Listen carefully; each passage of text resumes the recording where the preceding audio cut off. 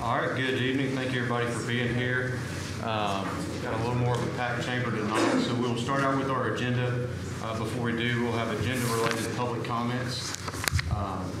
So if you can, come up during these. These must be related to an agenda item. So up first is Dr. Christy Love.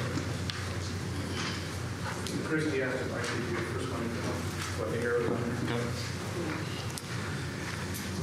on. Okay. Agenda-related item, the one I want to talk about specifically is the last minutes. Because the discussion point there was whether or not the Green Report had come out, had we all seen it, and, by the way, should we have hearings, was the question I asked. We have the redacted report now. We all have it. How significantly more damning would that report cast dishonor on our police department had the redactions been made public? You've all seen it. Your opinions? I think what the redactions would give would be more context into individual incidents that occurred, both good and bad. Okay, incidents that may relate to other people's cases or incidents that may affect other members of Decatur? Either. Okay.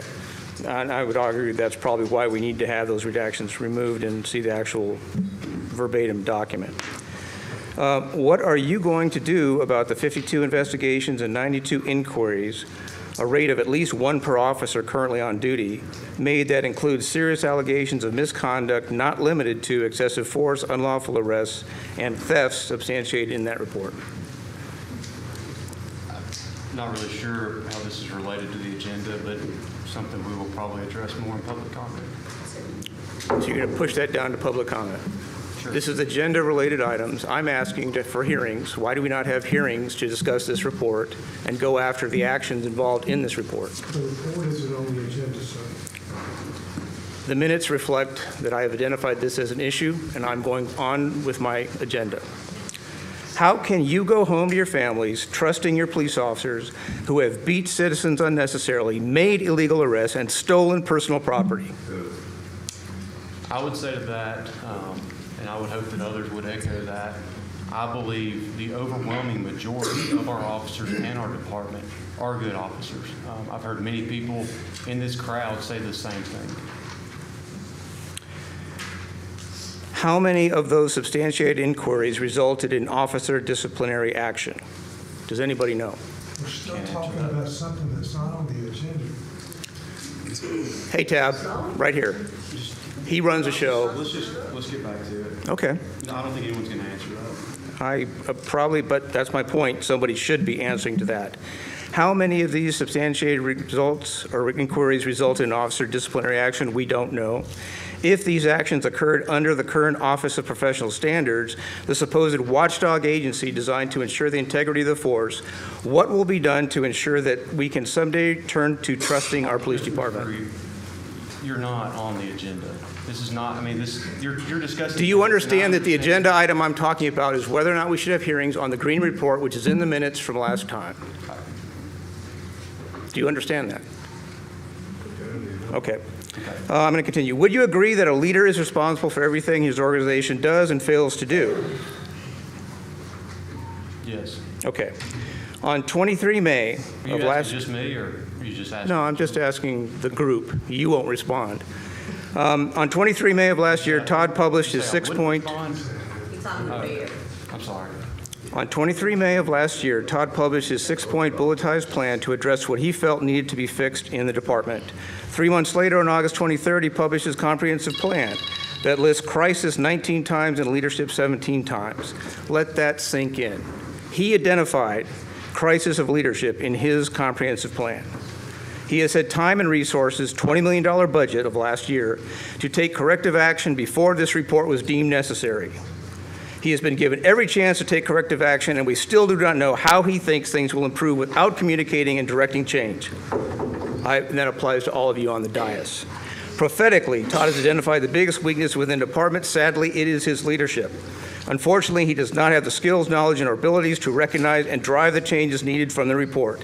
The report casts a huge shadow on the Office of Professional Standards, the very same position Todd held before he became chief. It would seem that Todd either negligently failed to supervise his subordinates or knowingly allowed his watchdog agency a level of incompetence within the organization, or, excuse me, allow these watchdog organizations to cover for ineffective and illegal practices. You've hit 4 minutes. How can we continue enabling this level of incompetence within an organization responsible for the legitimate use of deadly force? All right, thank How you. can we do that, Todd, or Kyle? How can we do that? Up next will be Dr. Christy Love. Are you going to respond? Your time's up. No, Are you going to respond? My time's Not- up, not but to can you that. respond? Not to that. Okay. Thank you.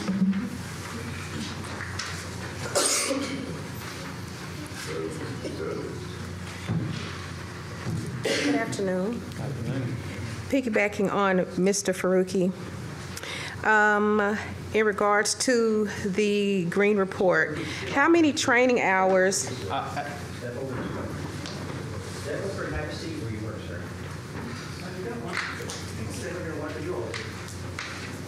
how many training hours annually do officers require? Again, Could you repeat that? How many training hours do the police officers have to have annually? I can't answer that directly, but I can say we're in agenda-related items, so there will be time for public comment. I think that's what the majority of people are here for. That comes after we get through the work session agenda. So if you want to Okay. save the questions, or you can ask a question in regard to the agenda. Okay, so I'm piggybacking on the agenda item Mr. Faruqi was talking about. You're talking about the meeting minutes. Yes, from last week. So what's your question about the minutes or what was stated in them?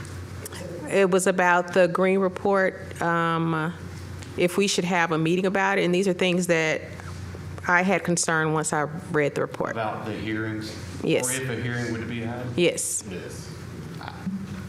If a hearing happens, I don't know when one would, or who necessarily would call that. I certainly think the council could call a hearing if needed. Okay.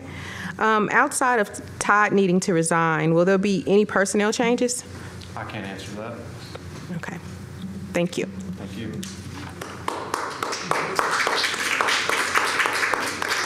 All right, next is Sharonda. There you are. All right, so of course, I'm going to piggyback off of the minutes from the previous one in green. So I've got like 3 questions. My first one is, what was the worst part of the third-party report? Guys, I'm trying to get some leeway here, but we're really getting off the agenda, and we're just tying it to the minutes, and we can't just keep doing that. So I will speak to the report before public comment, if that helps you. If anybody else would like to answer that, they can. Okay, well, allow me to make this statement.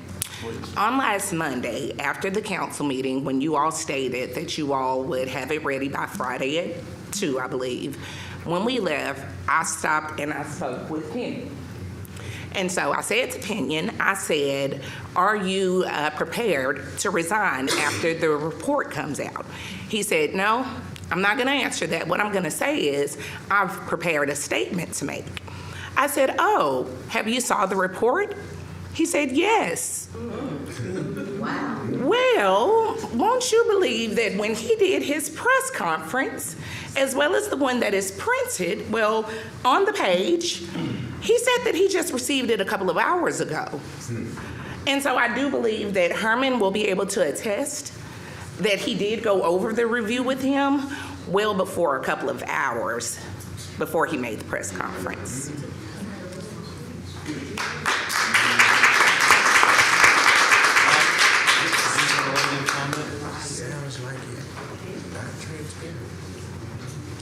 Well, I want to say something about the minutes, about the hearing.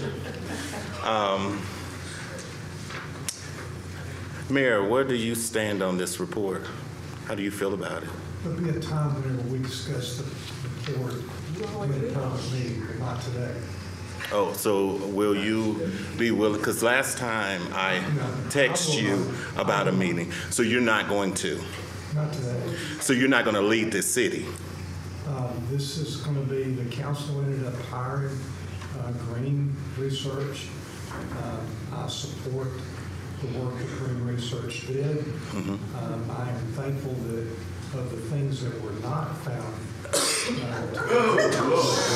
the police department, police brutality, abuse, racism, civil rights violations, things like that. The things Hey, that, just let him the speak. things that were found will be addressed.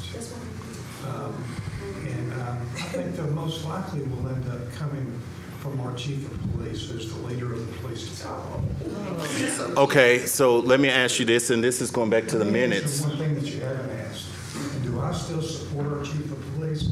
We already know. Because I have Hold a, on, Mike. I was going to save this for public comment, but we're not going to have constant shouting tonight, okay? We're going to have a constructive, respectful conversation.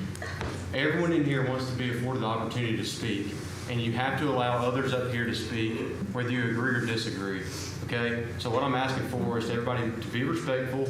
If you ask a question and you want an answer, whether you like it or not, I'm just asking you to give whoever that may be the time to speak to whoever's at the podium, and they can respond. So go ahead, Mike. okay, going back to the minutes, Mayor, you just said that there was no racism or anything in the report. Did you read the report? I looked over the report. Okay, well, let me tell you what you're going to have to do. You're going to have to go home and you're going to have to read it section by section. You can't go by what Pinion or Carton has told you. You have to read it. It's a lot in there that if you go by line, you will see that there was much racism in that report. Thank you. Are you going to stay for public comment? Terrence? About the minutes. So this goes back to my comment a couple of weeks ago when I asked about the concerns of the citizens of District 1 and about leadership not taking those concerns seriously. Have any of you spoke with Chief Ty Pinion about the concerns of the citizens of District 1?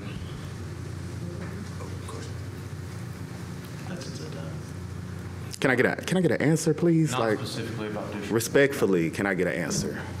It's very disrespectful to ask a question and not receive an answer. Talking about things, this isn't appropriate time to be talking about. It was, we're talking about meeting minutes, agenda minutes. That was what I brought up in the last minutes. I don't think anybody else is going to answer if you want. Okay, I appreciate that, Kyle.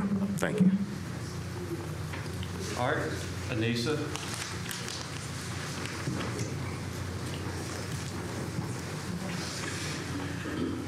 I wanted to make a suggestion. I know Ty Pinion has made the comment to us before that he's the behind-the-scenes chief, and he has this little command staff behind him, which you think is intimidating, but it's not. You all should be community policing and become up front.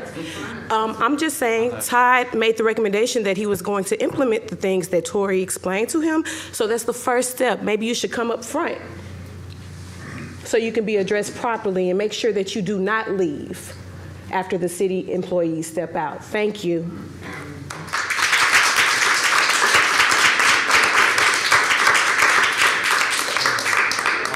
Sarah French, do you have something on the agenda? About the Green report, whether we should have a hearing or meeting about it. There was a lot of officers that said they are scared of retaliation and what might be done to them for speaking out. So should we make some immediate changes with personnel so these officers aren't scared? Because they're the good officers working for us. Should we make some immediate changes to protect the good officers we do have? There's only one personnel decision that this council can make within the police department that I'm aware of. So anything below Can the that mayor would make not that be- would not decision be if made by changes the need to be made? Hello? I think they're brought to the mayor's office. They have been brought in the report if you read it. The officers are scared against retaliation. About specifically, Specific officers, yes, that are talking against Pinion, they're scared of getting retaliated against. That's what they said. I'm not going to talk about this subject, okay? So you're not worried about the good officers? That's not what I Okay, said. that's what I thought.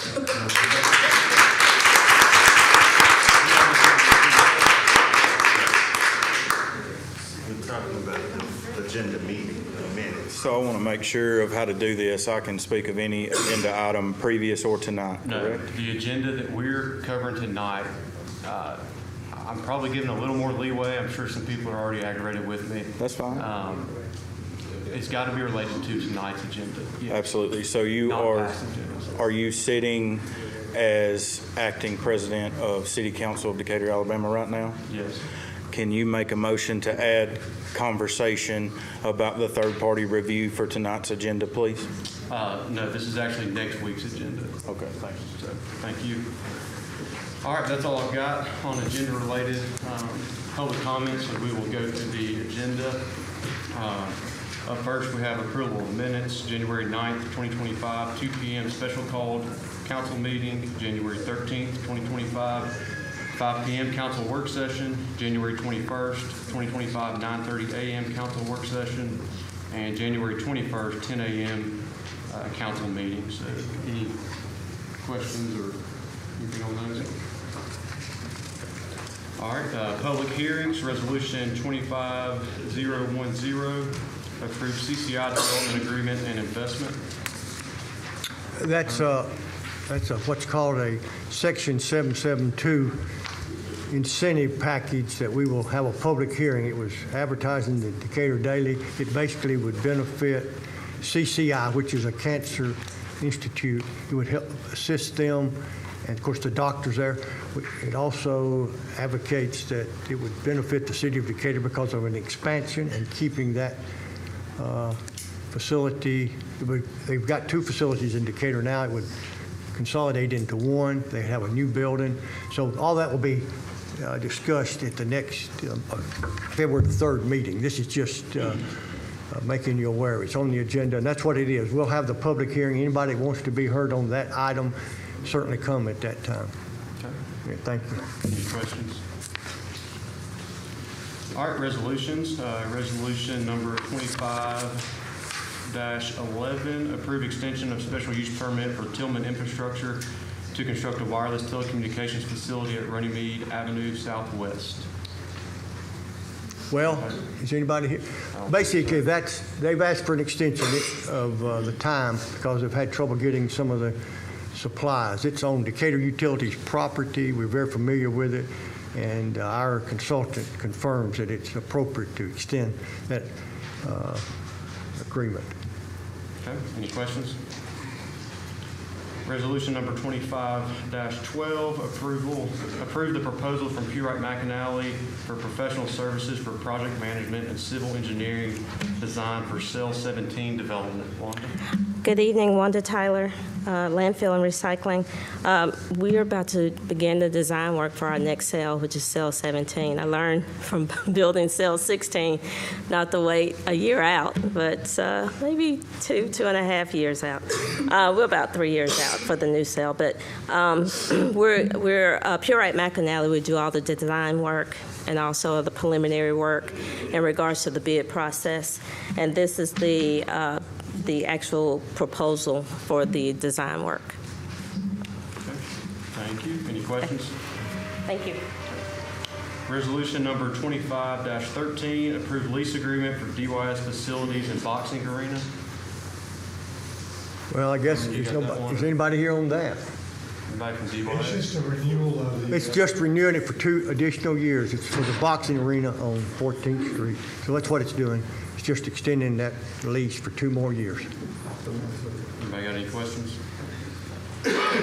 Resolution number 25-14, approve athletic complex parking lot construction lowest bid. Good evening, Jeremy Sherrill with the Procurement Department. This is the construction of the parking lot at the ongoing athletic complex project. This is also part of the MOU with the school. Opening was held on January 16. We had 3 responses, and Rogers Group is being recommended as the lowest responsible bidder. We also have someone with Pewright who helped us with this package if questions are needed for him. Jackson is here. When do they expect to start on that? Isn't there a time frame they have to complete? I can't remember what that is. I have heard of with that agreement with the school. School system. I can't speak to the date, Jackson. Was it May 1st May? is the deadline. May 1. We're gonna make it, right? Okay. Good answer. Anybody else got anything? All right, thank you. You got the next one too? Got it. I think it's All right, later. Resolution 25-15, accept National Park Services grant for additional funding for Carnegie Library Historical Structures Report. Yeah, the National Parks Service awarded the city a grant for the Carnegie's Historic Structures Report. They had some funds left over, so they contacted us about the possibility of us getting some additional funding from them. So this is that additional funding.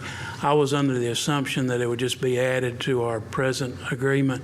It's a totally separate agreement, which doesn't mean a whole lot other than the fact of Community Development, the Finance Department is trying our best not to get these small grants. They wind up consuming a lot of time. We spend as much time on a $7,000 grant as we do a $2 million grant. So, but because it is, and we will have an agreement at the 17th meeting to award the contract for that historic structures report. So actually, it would just reduce our, what we're going to have to pay by $6,000. But How many grants do you guys have open right now? right off the top of my head, Carlton, we've probably got in excess of 30. I was thinking that Caroline was going to be here. It's not tonight, but she's going to be here. Are we looking at Monday? Yeah, I think, yes. I think it's, yeah. All right, thanks, Alan. Resolution number 25-16, declare equipment no longer needed by various departments, surplus, and authorized disposal. This list includes 6 vehicles no longer in use, some playground equipment being removed at Flint Park, and an extensive list of obsolete computers and computer accessories from our IS department. Any questions? Thank you, Jerry. Thank you. Resolution number 25-17, approve bond release and refund to Decatur Urban Ventures LLC for completion of public improvements at McGee Square Townhomes. Yeah, good evening, council. This is to release release and refund the bond to Decatur Urban Ventures. McGee Square has been completed for over a year now, and improvements have been made. All right, any questions? That concludes the agenda. Again, this agenda is for next week, February 3rd, 6 p.m. council meeting. So now we're going to move into public comment. First up, Chief Pinion has asked to share a few things, and I just want to reiterate, everybody here wants to be heard, and regardless if it's one of us sitting up here, one of you standing at that podium, or the Chief of Police standing at the podium, I do expect a level of respect.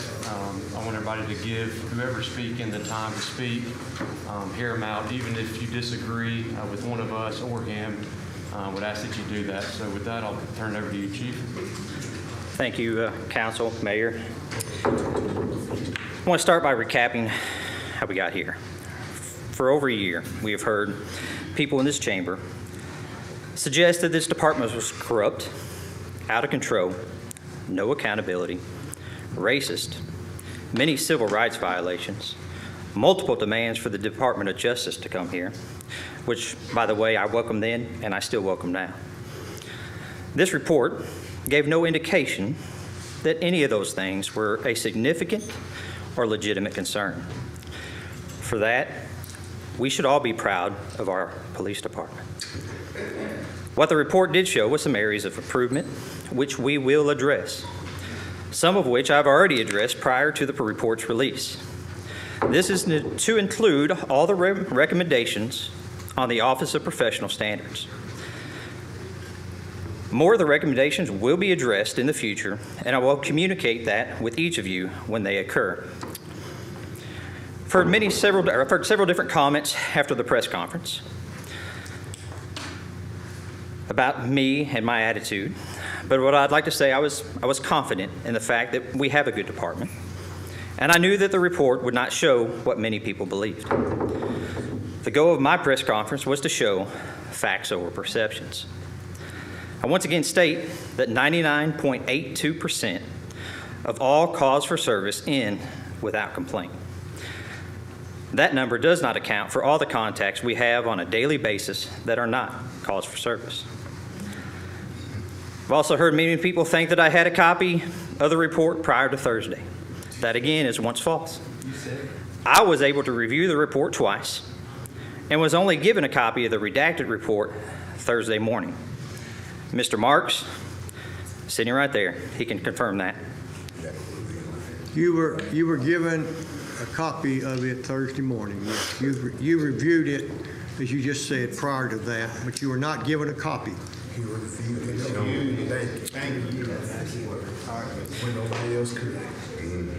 I have also heard that many people believe that videos have been deleted. That is not true either. And if any of you want more information on that, I can explain that to all of you all later. To suggest that our officers are misapplying the law on a regular basis to violate people's rights is a slap in the face to the men and women that put on that badge every day.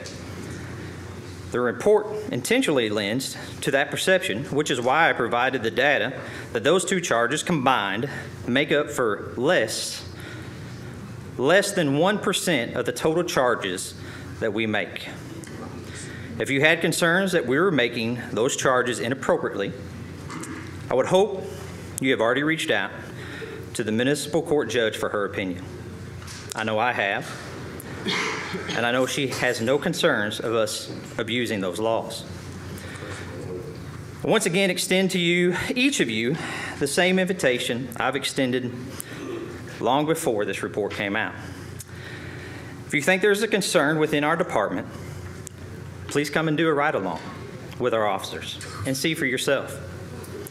There is only one member of this council that I know of who has ever ridden in a police car.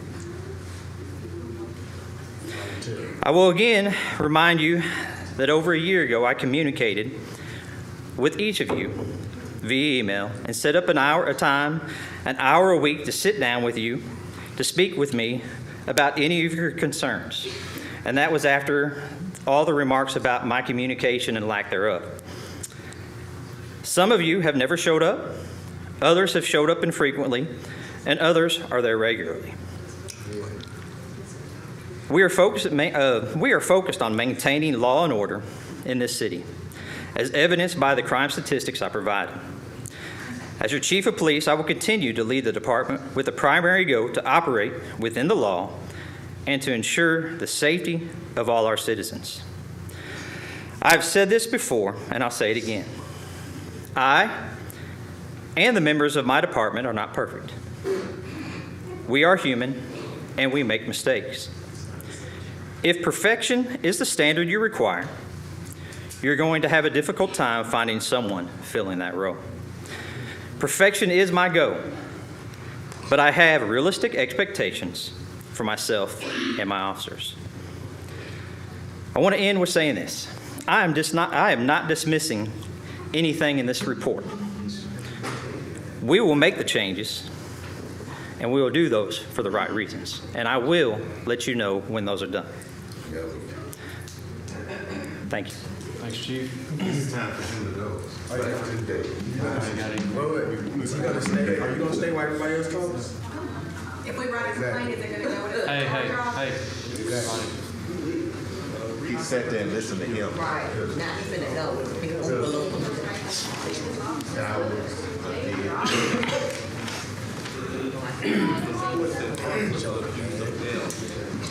So we don't have a mayor or a chief. The mayor did. I should have tried to talk about All right, everybody.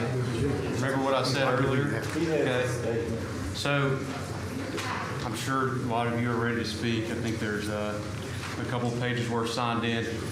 And I know one of the first questions is going to be, I went ahead, I prepared a statement that I would like to read.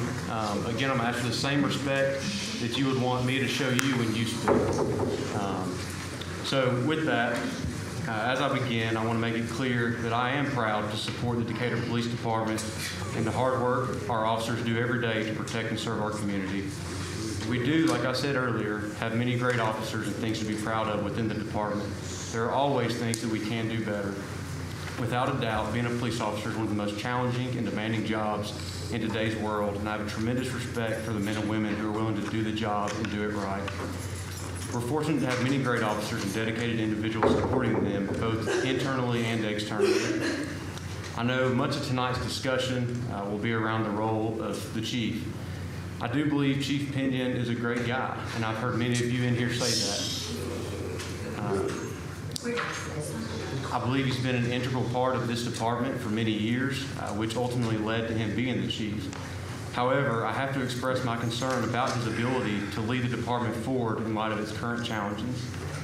While Chief Pinion remains chief, or regardless of who the chief is, I will continue to work with the community, the department, the council, and the mayor to ensure improvements are made and do what I can to continue supporting the department.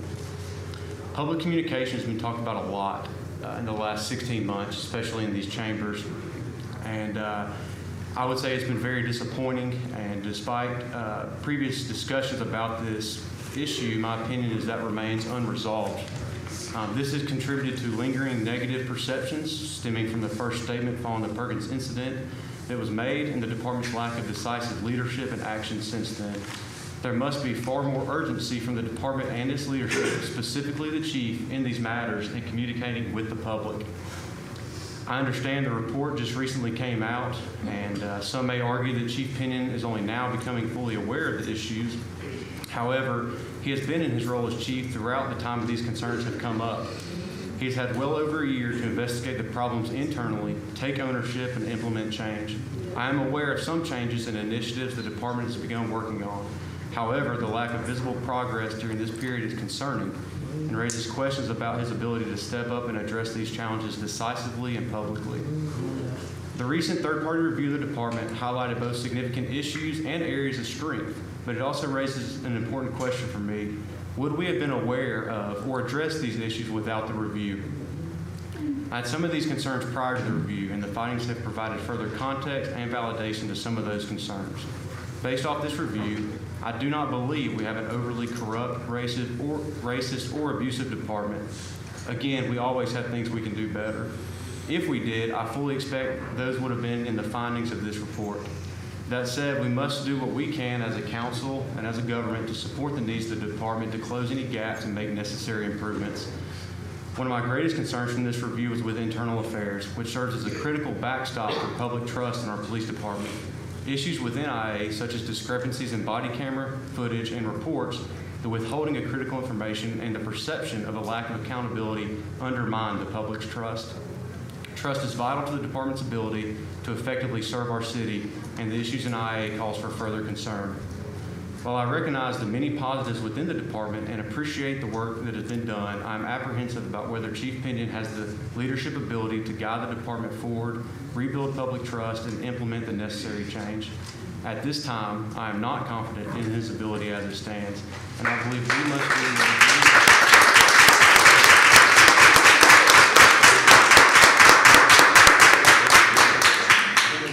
we must do what is needed to address these challenges.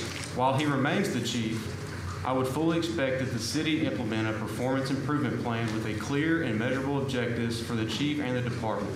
This effort should be led by the mayor, legal, and HR, but if it is not, I expect that this council will do what we can, such like we did with the review, to implement one. I believe this should be done formally and made public if possible. This process may require personnel actions, clear accountability measures, further training, and most importantly, clear and public communication of progress from the chief in these council chambers. The issues will not be ignored or downplayed, and we owe it to our officers, our community, and the city to ensure the department has the leadership it needs to move in the right direction. I understand that not everyone will agree with my perspective, and that's okay. I believe it's important for each council member to take their own stance based on what they believe is best for the city and the department. I want to finish on a positive note. I do believe better days are ahead, specifically for our residents, our police department, and the whole city. That will require us as leaders to do what is necessary, not easy, but necessary. As leaders, we sometimes have to make hard decisions that negatively impact people we care about. And I believe there needs to be a level of discomfort and urgency from each of us on the dais and those absent, and many that are in this room and play a critical role in our city, to make decisions and move the city forward. Again, I want to say I am thankful for our officers, the many that put in a lot of time, effort to serving and protecting our community, and I will continue to support them. So, with that being said, we'll move into public comment, but I want to remind everybody again of the rules here. Everyone signed in that's going to speak. You'll have 3 minutes to speak. The buzzer will go off. You'll have 1 minute to wrap up. No profanity. Okay, we've had an issue with that, and I'm going to let this be the only warning.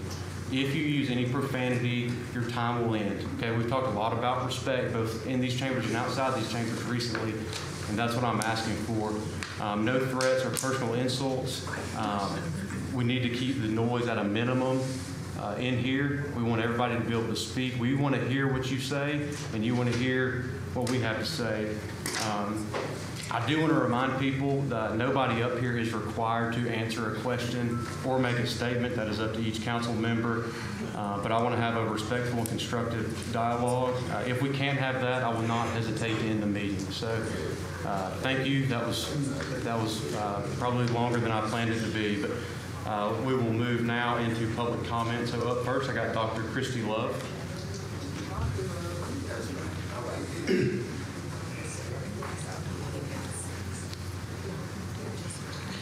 Good evening. Today I want to address Chief Pinion's recent press conference regarding the third-party review and the thing he just did here, actually, and a meeting we had over a year ago. Let me start by saying this. Chief Pinion thinks he's slick. He knows that most people won't actually read and scrutinize the review. The Back the Blue supporters won't read it. The anti-Steve movement, whoever they are, won't read it. Instead, they'll rely on the misleading narrative Chief Pinion has crafted and respond accordingly. Just like they believe the original flawed story of what happened to Steve before the retraction and correction. But I implore you, anybody who hears me, read the review. If you want the truth, don't just listen to Chief Pinion's words. The review revealed far more than the occasional human mistakes Chief Pinion keeps referencing. It exposed deliberate actions, intentional choices made to conceal department misconduct and harm the community. This leader of yours, Chief Pinion, continues to evade responsibility and accountability, and that must stop. It is time for him to go. In his press conference, Chief Pinion proudly claimed that the review found no systemic racism. But let's be clear, that is not what the review stated. Two critical points must be considered here. First, people of color may not report racism. I know this personally. I've experienced it, and I didn't report it. Why? Because we often face systems that minimize or dismiss our concerns. Second, we cannot trust the data from this police department. They do not properly use IA-Pro software to track complaints, and they have been found to erroneously delete body cam footage. These are not minor oversights. They are intentional actions to avoid transparency. This is not a department making mistakes. This is a department operating without accountability. They are crooked. Over a year ago, I met with Chief Pinion advocating for stronger relationships between law enforcement and our communities. I told him plainly, we don't want donuts with cops. We don't want staged events at Ingalls Harbor that feel disconnected from our realities. What we want is for officers to come into our communities, engage with us authentically, and show genuine interest in who we are. Play the music we want to listen to. Do the things we enjoy. Build trust through presence and understanding. I attended the event at Ingalls Harbor, and I noticed that there were very few people who looked like me. That is not community engagement. That is not bridge building. I also advocated for culturally responsive training for officers. And let me clarify what that means, because there is often a misunderstanding. Culturally responsive training is not about calling anyone racist. It's about filling experience gaps, addressing unconscious biases, and equipping officers with the knowledge to engage with diverse communities fairly and respectfully. Black people are not a monolith. If a black person subscribes to Euro-American standards and has no experience with communities of poverty, they need culturally responsive training also. As an educator, I don't pretend to know everything about every group of people, but I am committed to learning so I can build relationships, avoid offense, and truly serve the diverse individuals in my care. Chief Pinion has ignored these calls for meaningful change. Instead, he continues to defend a department that lacks accountability, transparency, and trustworthiness. This is not leadership, this is avoidance.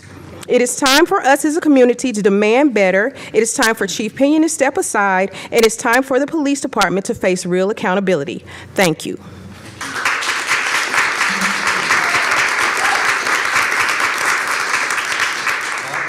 Anissa, you're up next.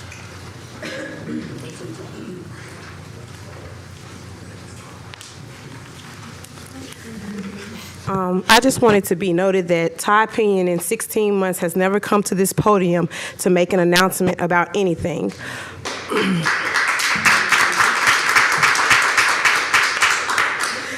Todd's press conference was all lies and a complete circus. He's never held a press conference in uniform with his command staff standing behind him, but suddenly he wants to put on a show of unity. Meanwhile, this report exposes the truth. Subcultures in this department exist, and they're far from a unified front.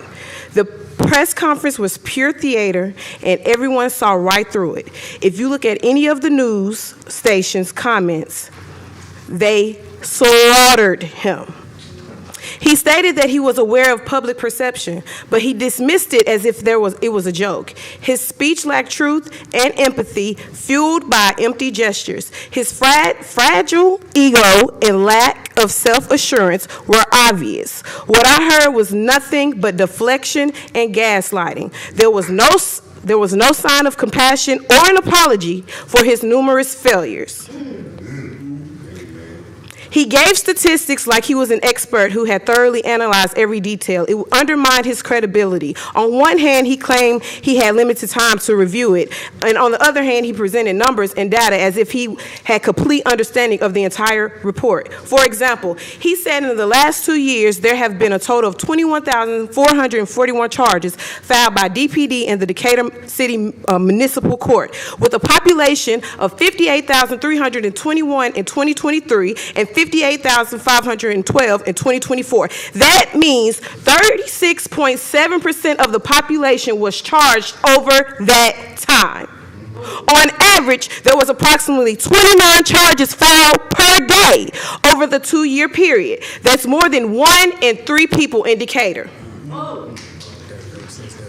36.7% is extremely high. That was not a plus like he thought it was. It made the department look even worse because not only can you not police correctly, you can't comprehend data or information either.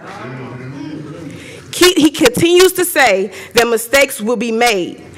This is the police department is the only entity in this city that can take a life. Those mistakes are unacceptable. If you all do not get him out of office, if this happens again, what happened on September 29th?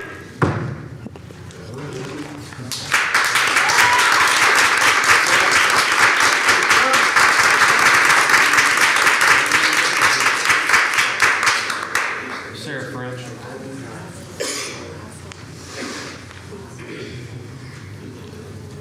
First, I want to start with what was at the back of the thing is part of the problem. Why there were 12 officers here like the SWAT team, like we're fixing to blow up the place, is just ridiculous.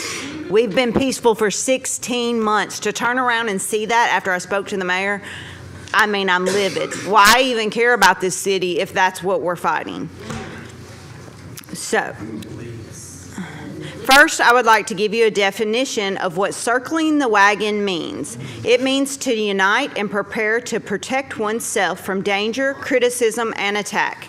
In the investigative report, Green Research Team found that current Decatur officers are afraid to speak on their experiences with the police department because of fear of retaliation. Some of those same officers interviewed said that they were told to circle the wagon and protect Chief Pinion.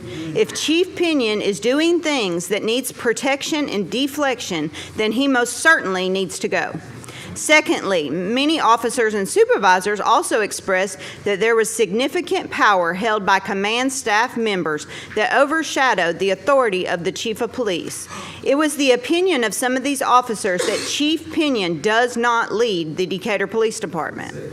Thirdly, several officers stated that some personnel are reprimanded and disciplined for infractions, however, others are not. The officers expressed that policies were enforced based on who you know and who you're friends with. These 3 points are direct words from the report. So, our officers from the Decatur Police Department are trying to tell you what's going on in our police department, and now we would like to know what you're going to do about it. I personally have came in here for at least the last 6 months letting you know police officers, firemen, city employees are contacting me and writing me about problems in the departments and problems with them. Now this report shows you in black and white that they are telling you the same things we've been telling you. The good officers want help. They want to do their job and they want to stand up for what's right. But they can't openly go against Chief Pinion without retaliation.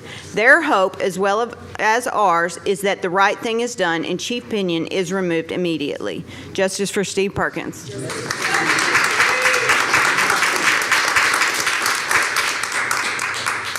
Terrence Atkins.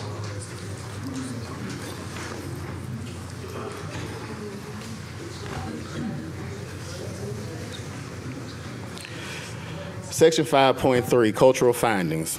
The Decatur Police Department is like other departments. There were instances observed where officers were professional and caring, while there are other instances of officers who lacked empathy or who were overly stoic in their interactions with the public. While these type of officers do not necessarily violate any policies, their behavior can confirm biases held by some community members regarding the view of the police officers as badge heavy or abusing their authority. These abrasive interactions exacerbate the fear and mistrust of the police. The review found that there were some instances where DPD held officers accountable and provided additional training so that they were more cognizant of their demeanor. However, there were multiple instances where officers were not held accountable, and described below, documenting complaints more effectively will provide additional opportunities for DPD leadership to recognize these officers and intervene earlier. The review found that many of these issues voiced by community members as well as sworn personnel inside the Decatur Police Department resulted from poor communication, or in some cases no communication at all, with the DPD leadership. So I know my time is limited, but the area that I wanted to focus around, and I know you can't give me specifics, but if we're talking about race in this city, when it comes to what you guys saw on the video, was it mostly people from your district, or were there mostly people from Billy Jackson's district? Like, how did those numbers shake out? I can tell you exactly how many from each district. Did you have a lot from yours? I believe there were some from mine, yes. Did you have a lot from yours, Mr. McMasters? Mine as well. How about you, Mr. Jackson? There were 6 videos that we saw, and 4 more from my district. Okay. So there's that. So when we talk about race and systemic problems, if Decatur has a population where the black population is around 20%, if you select random body cam footage and over 50% of that body cam footage is black people, does that not like ring an alarm? Does it not like say, hey, well, there might be a problem of over-policing with certain people, especially what you hear from this, because I'm not sure how many of the 53 respondents were African-American descent from slavery. But if these numbers don't shake out as the population, there's disproportionality in that. So did you see or understand the disproportionality that could lead to citizens of Decatur seeing the police as unjust or racist towards them? Oh We could absolutely see it, but I want to touch on your initial question about race. After we saw the videos, I asked the question point blank. Does our department disproportionately, or is it a racist department? And the answer was no. So,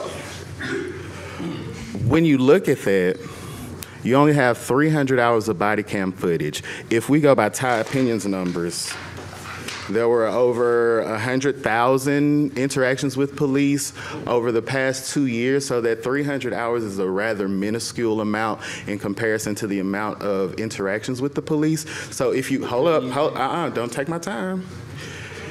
If you see that snapshot, it's showing, if you see a slice of pie, it's a pie. If you see that slice of pie, it's showing you, I'm about to. If you see that slice of pie, that one slice out of a whole is showing one thing, why do you not believe that the whole pie that slice came from because when you're talking about the whole pie, you're talking about out of the 100,000 interactions, a complaint rate of less than 0.2%.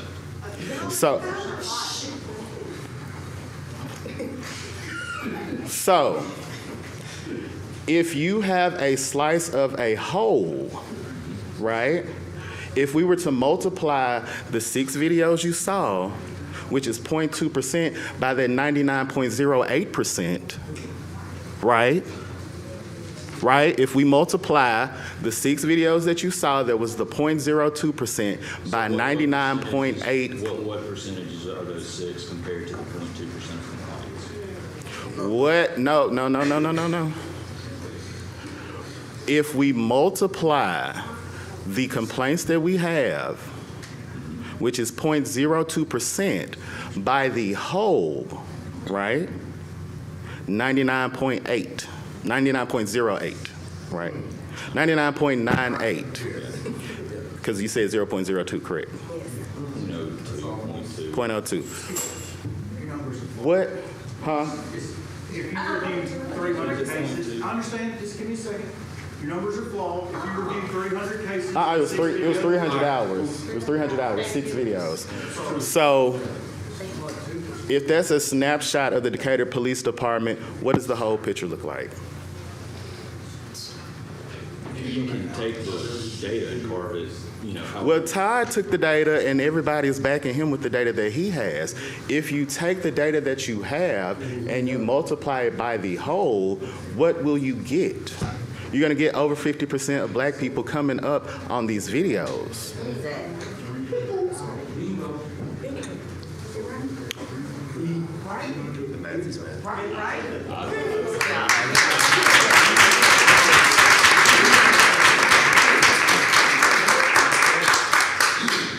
Alvin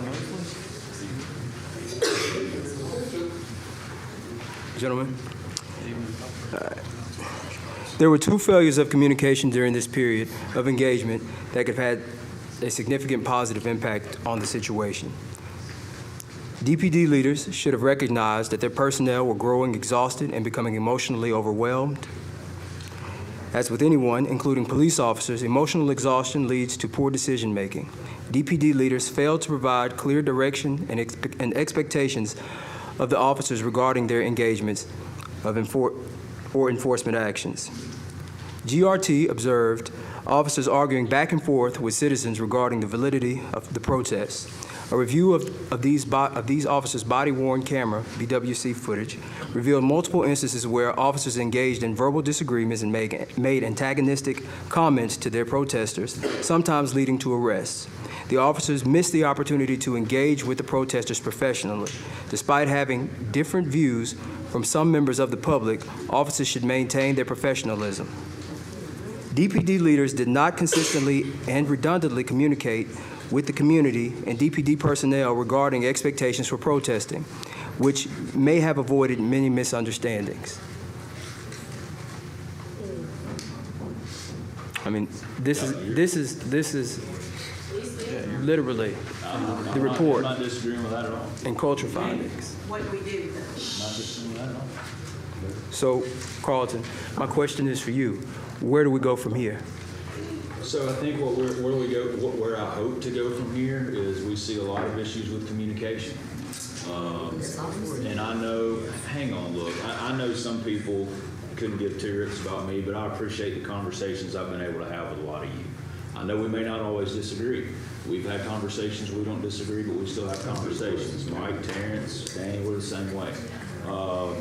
I hope to continue to have those conversations. And look, a lot of this right here, as far as the protest and the early part, everybody in this room can look at us, because the old ordinance, as it was very vague. We felt that, this body felt that it was a violation of the Constitution, and so we changed it. And so, that's where I think there was some lack of communication and understanding from, I don't know from where, but there obviously was. As far as officers being exhausted, you darn right they were. We were short-staffed. But you have protesters with court calls because of bad policing. So how many of them thrown out is my question. Not enough. All of them should be. All right, Alvin. I mean, you know, in your opening statement, so Mr. Jackson, how do you feel about this, the cultural findings? I think that the report spells it out, that we've got cultures within the department.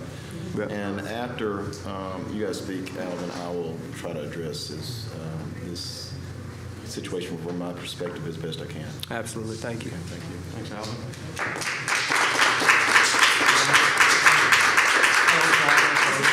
Mr. Ferrucci, it was scribbled out. Yep. Okay, so we just learned 4 of 6 videos came out of District 1. Is that correct? That's correct. Okay, and I'm assuming those were primarily black citizens in your district that were involved? They were all. Okay. So there's 2 that we don't know about, but 4 of 6.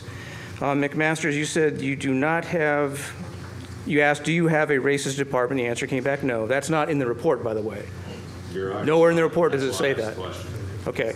So there could be some assumptions being made because there were a lot of thefts, excessive force, and unlawful arrests also listed, and there may or may not be a racial component to any of that, but we don't know yet because we haven't asked yet. I left off with how can we continue enabling this level of incompetence within an organization responsible for the legitimate use of deadly force? Your families and mine and the people in this audience and the citizens of Decatur deserve a legacy of accountability within our police force, and that will only happen if you enable transparency. There are 5 stages of grief, and we need to accept that cultural changes are needed. What will it take before you will call for a hearing to go over this report in detail for some of the things we just talked about and determine the way ahead?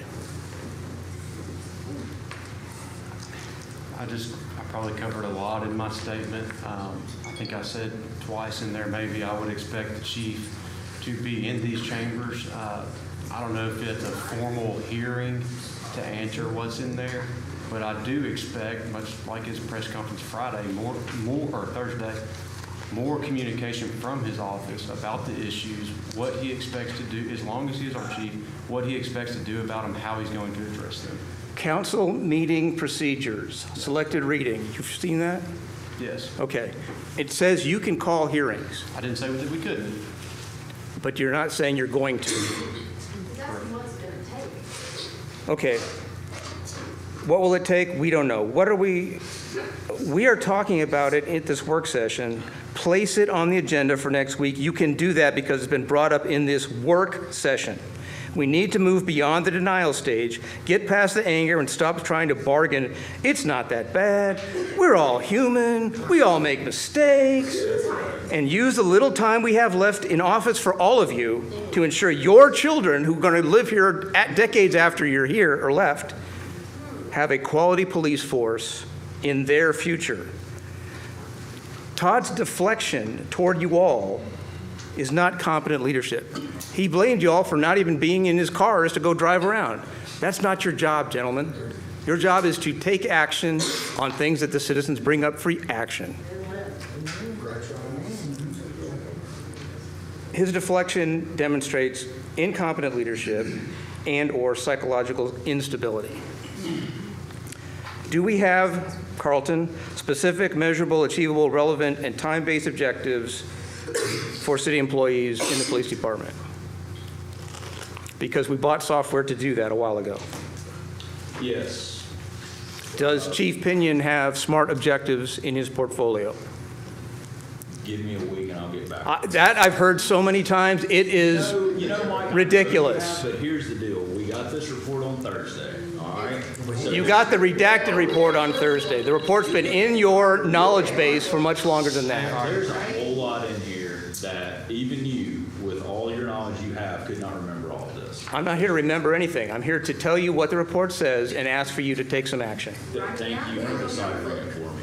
But yes, the chief is working on right now getting measurable results from the recommendations based in this report.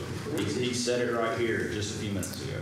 Okay, the chief's also said that he's got a comprehensive plan that you have not once given us any feedback on where it sits. What are the measures of effectiveness for this plan to be executed in our city? And we've asked you for that plenty of times, and you have given us, give me a week, I'll get back to you on that. You have not. That's the first plan he made. So when will you do that, sir? On that or on? On all of it. Any of it. Please. I will shoot by the end of next week. Okay, so at the next council meeting, we can expect you to be in approval of a hearing to address these. No, you asked about this and that. And you'll respond back? That'll be on the agenda then as a response? On the agenda, but I'll. How are we going to know? I don't want to come up here. These people, the people in that camera, ought to be able to know the answer to those questions. Are you going to be interviewed by Decatur Daily at that point to say this is what we found? I don't know if they're going to interview me or not. Me? Would you? Mr. Fruthi, we're at 4 minutes, so wrap up. Thank you. Thank you.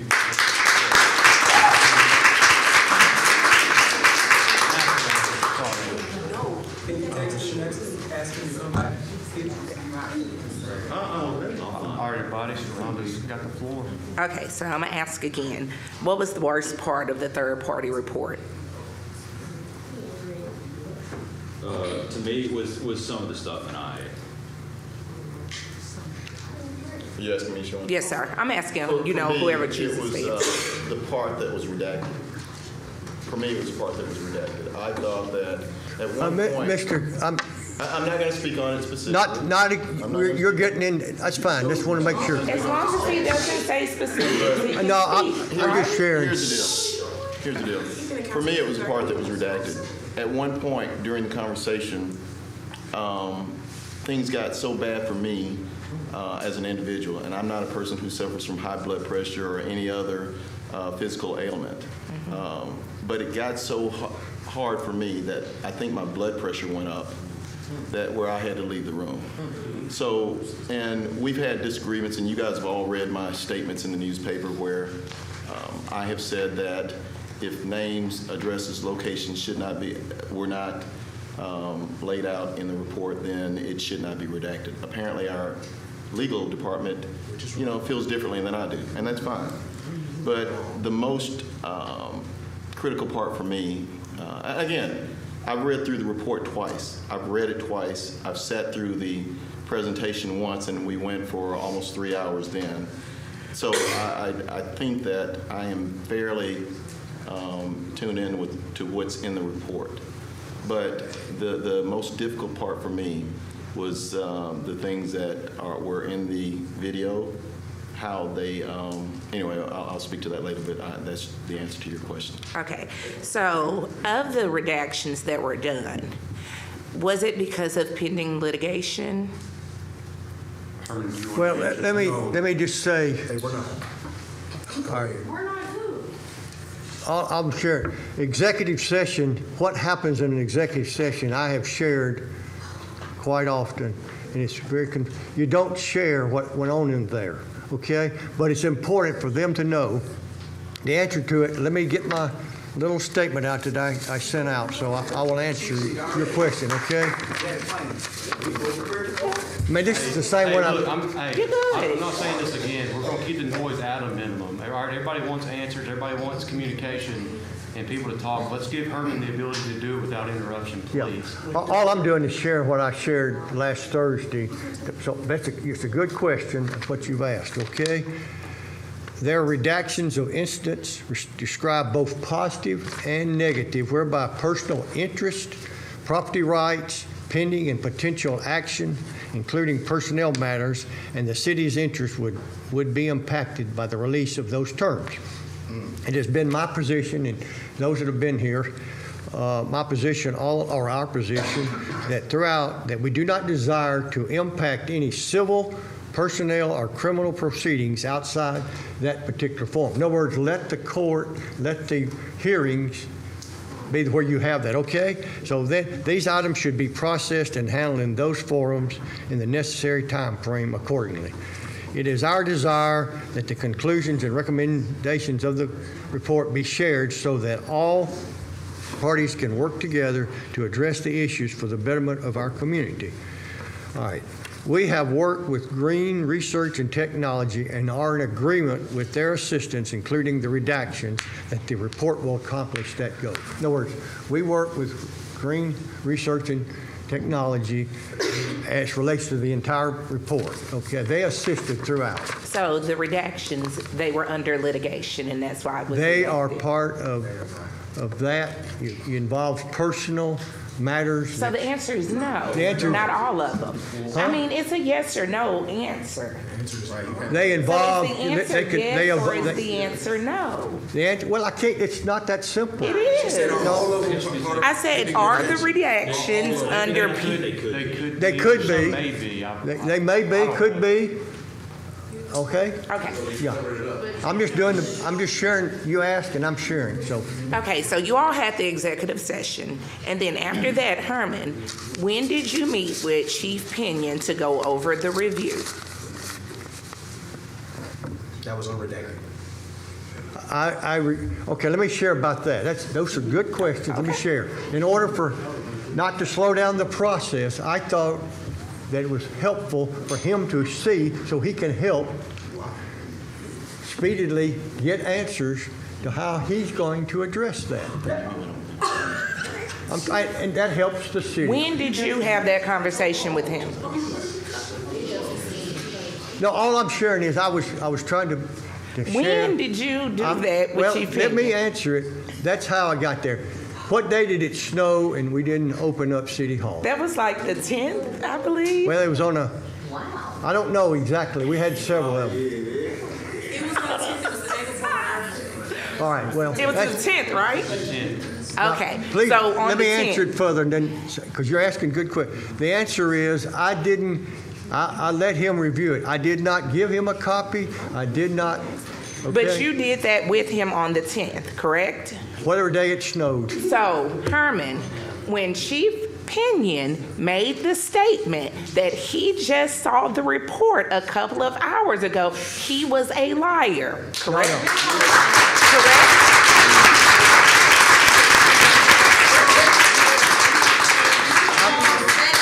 Let him lie to the public. Let me answer that Correct. part. I hope you're not asking me to answer that. I'm asking you What I yes or heard no. was, and I may be wrong, he said he didn't have a copy of it. Okay, I don't hold on know. a second. On the video. Time out. Yeah, pause on time, please. Give me, like, because, We don't have to play a soundbite. I think everybody. no, it's not a soundbite. I just want to make, based off of what he said. Well, I answered it before, and I've answered it to the best of my knowledge now, okay? It's not her, it's Thomas, he's the liar. Just give me just 1 second, because I wasn't prepared for that to be the response. Okay, so in his statement, he said, I have only had a few hours to review this entire report. That is a lie, correct? Because you said that you I can only gave share it with to what I him did, okay? to review. You don't know what you did now, do you? No, I know what I did. No, I know what are you talking about? I know what I did. I just shared with you what I did. I do. Yeah. Okay. But I mean, I don't think that I've even used a minute in what I've said. Okay. So, Herman, hypothetically, this isn't for a fact, and this is for you, Herman. Hypothetically, if the city, Love hypotheticals. if the city was to be sued in a class action suit, would the whole report be able to be subpoenaed, unredacted? I'm not going to answer that. Okay. Hypothetically, Okay. I'm not going to answer. So it. we're gonna move right along. So, okay. So, and this is for anyone who did not read the full review, who would turn to page 31. We're gonna talk about the OPS findings. So a full review, and I'm a fast reader.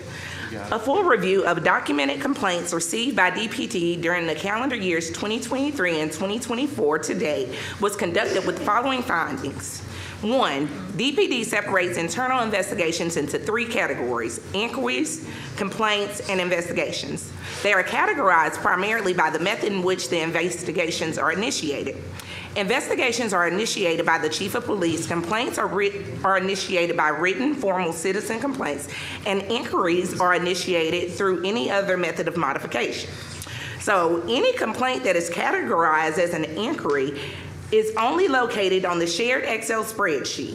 The 2024 section of the inquiries investigation spreadsheet includes more information than in the previous year. However, it still does not represent thorough and complete investigations into the allegations of these complaints.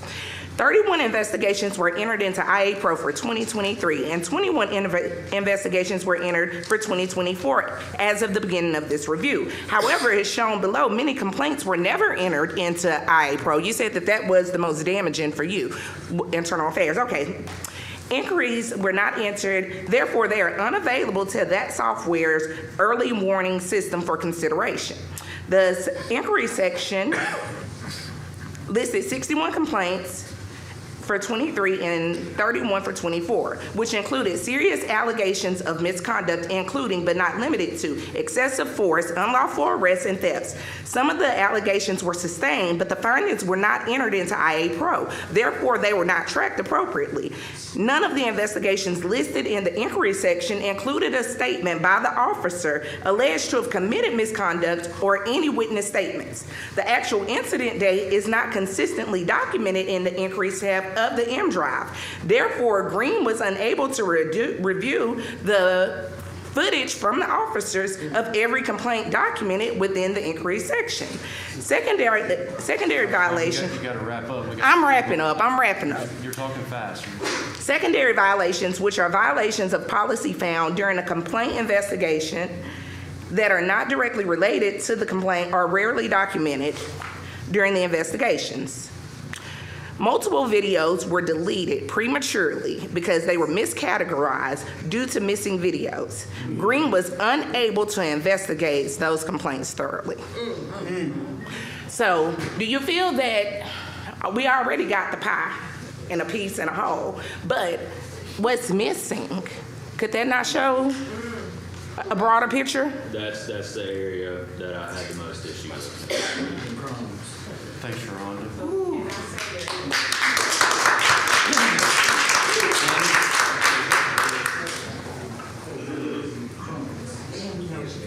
How y'all doing? I think Sharonda actually read my part, so I'm gonna go off the dome.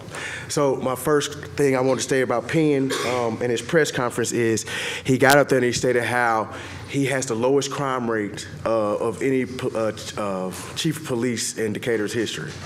Well, one of the first things I want to say is that if you actually look at national crime statistics from all the bureaus that send all of their data to the FBI, Homeland Security, and all the other federal agencies, crime has been on the decline for 30 years. So every police chief before Chief Penn can technically say that they had the lowest crime rate in Decatur's history. That is not an indictment of what is actually happening right now. That is just a statement that he made of an opinion. That's the first thing. Now let's get over to the redactions. I talked to Mobile, someone from Mobile in their third-party review, Chicago, Baltimore, and Milwaukee, places that all had third-party reviews. And they said the only thing that was redacted from their reviews were things that were in pending litigation at the time. No future litigations, and anything that was of privilege, which means client and attorney privilege or doctors and client privileges. Not things that you think might scare the city or things that might look bad for the city, because you are not just the city, the attorney for the city of Decatur and the people that work for the city. You're the attorney for the people of Decatur. You represent the city. Now, what I am saying with that is the only way you sat here and said that you want to give Todd a chance to review the report so that he can get ahead of it. I didn't say that. Time out. Hey, look, that's it. That's the last warning, okay? But We're not gonna shout. but that's exactly what you said, Herman. And we can no. I didn't ask you a question yet, though. I didn't ask you a question yet, though. Okay, go ahead. Thank you. You said that's what you said. You also said that you wanted to be fair. You also said that this was about transparency. If this was about transparency, you guys spent over $250,000 on a report, on a review, for the people not to see it. That was a waste of taxpayers' dollars if you are not going to be transparent and have accountability. That was your one job in all of this, and you screwed it up. You didn't want us to see it. You didn't want everyone else to see it, but you let Todd see it, who was not legal. Green did not give the report to Todd. He gave it to you for you to review, not Todd to review, not Scott Anderson to review, nobody else. So therefore, you broke the NDA. Thank you. Now, on to you, McMasters. Last week, you said nefarious, cultural, and seismic. 1 minute. Let's talk about the internal affairs, which Chief Pinion, if I'm correct, came from internal affairs before he was chief police, correct? He had this software before he became chief, right? Or close to it. That is correct. All right. So he knows how to use the software, correct? So he did not train his officers on how to use the software correctly, correct? Right. Or if he did, they did what? What they wanted. Did not follow his orders. All right. So if they did not enter into IA Pro correctly, if there are complaints missing, if there are inquiries that they cannot find, then that means what? They were hiding them. They didn't put them in there because they knew they existed. They put them in there because they didn't want anybody to see them, which is what? What's the word we said last week that you were looking for? Hey, you said not me. That would be nefarious. Thank you. Now, would that also be cultural? Yes, it would. Because that means there is a system in place where they are allowing themselves to do something over and over and over again without any consequence, or with knowing what the consequence is, which is nothing, which becomes cultural. That is what they do. That is their standard. I have got to look into that IA stuff because I didn't wrap my head around all of it. I've tried to have some conversations. Let me talk to him. He gave me permission, Kyle. You touched on crime earlier. That's something I really want to touch on because in the last 3 years, 22, 23, 24, I got these stats from CID. I didn't get them from the FBI or whatever. I got from CID. Versus 19, 20, and 21. Robberies are down 19.5%. Felony assaults are down 27%. Shooting into vehicles down 21%. Burglaries down 44%. B&E auto down 40%. Do you think that's good? Yes, but that's also the national crime rate. That's not just Decatur, that's everywhere. Crime is down everywhere.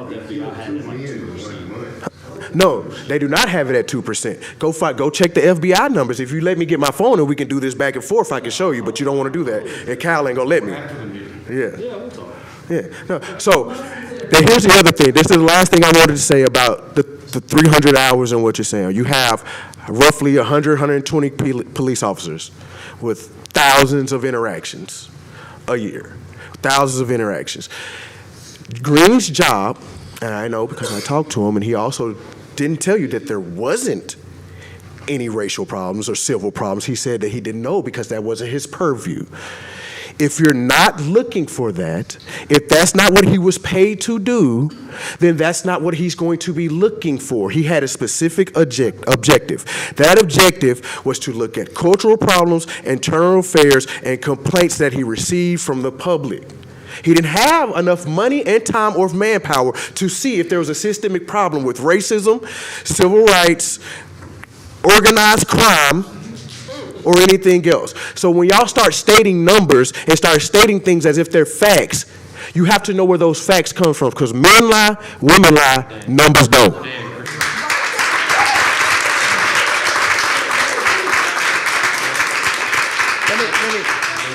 Before we get too far apart, and I appreciate your comments, okay, but let me share. It was my vision, y'all don't have to agree, my vision was to protect the interest of all citizens, okay? Whether it's a pending matter or anything that's involving, whether it was personnel, criminal proceedings, civil proceedings, that was my goal, is to protect the personal interest of everybody. I didn't look just to the city of Decatur. So that's all I want to say. And I appreciate, I don't agree with your analysis, you don't agree with mine, but we're going to move on. Thank you. Will Landers.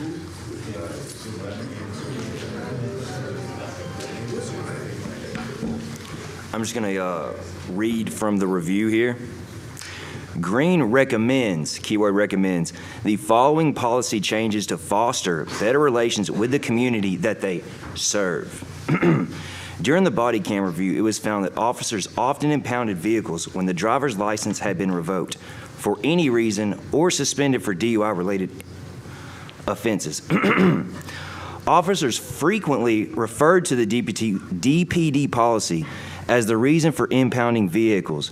Often the drivers became upset when the officer would not allow a friend or family member to come to the scene to take possession of the vehicle.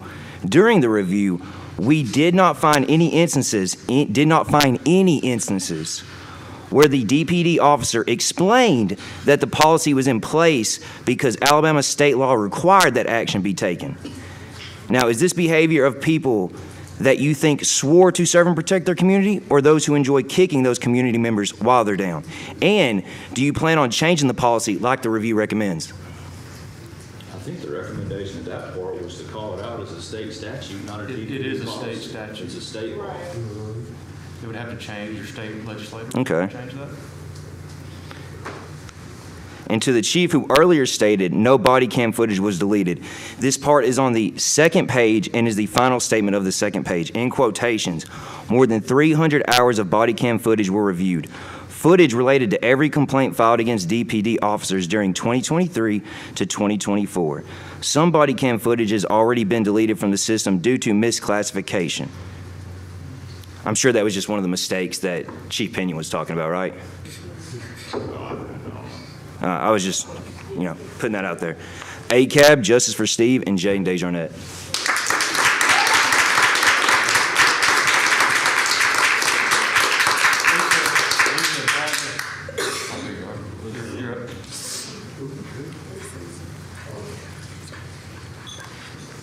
I'm going to use y'all's book since I got it up here and I ain't got to pull mine out. Okay, I'm going to read from the Policy and Procedures Finding and Recommendations 8.1 under number 2. Alabama law no longer requires a permit to carry a firearm concealed on a person or in a vehicle. Due to the fact that a person's statement during a traffic stop or other investigative stop would require some other cause to believe a crime has been committed, is being committed, or is about to be committed, and that there is reason to fear that the weapon would be used against the officers or another person before the weapon can be seized. During this review, there were instances where officers seized weapon during a traffic stop when the driver had declared the weapon. No crime was suspected of having been committed other than the traffic violation, and there was no reason to believe the person presented a danger to the officer or the public. I have a question. Why were the guns even seized? I guess none of y'all know. I don't know. But does that not? Yeah, right. Illegally. Carlton, can I ask you something, Carlton? Are you reading the report as we're up here? Is that what you're doing? Because you're not focused on nothing that nobody's coming to this mic and saying. Are you just now reading it for the first time? I'm one of those people that do better reading than somebody else's reading. Oh, okay. Well, with that being said, do you guys not question why guns are being seized from citizens who legally have the right to carry them? Second Amendment. Are these citizens being told that their weapons can be reclaimed? Have these citizens got their weapons back? This is stuff that you guys need to be asking. I don't know, and I'm making an assumption here, so let's just all take it for what it's worth. I would think that's referencing like during a stop, an officer would take a weapon from somebody. We had a protester I that. believe they would get it back. I don't know that. I'm just. No, they're not always getting it back. We did have a protester that had hers taken and she, yeah. Yeah, okay. Well, justice for Steve Perkins.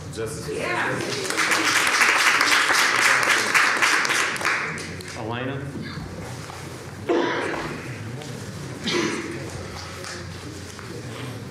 Okay, so I want y'all to show some restraint because y'all are not the police liaison. I'm mainly asking my questions to the police liaison who's currently looking at something else.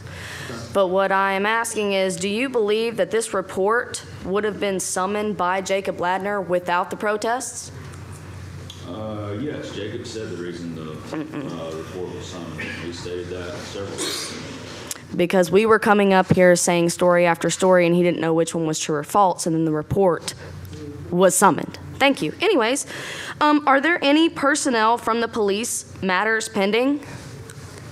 Police liaison?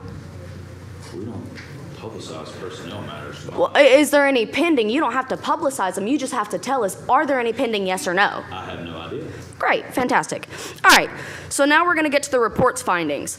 Deleted body cam due to misclassification. Who do you think was in charge of body cams? Police liaison. OPS. And who do you think was in charge of OPS when the Steve's body cam came in?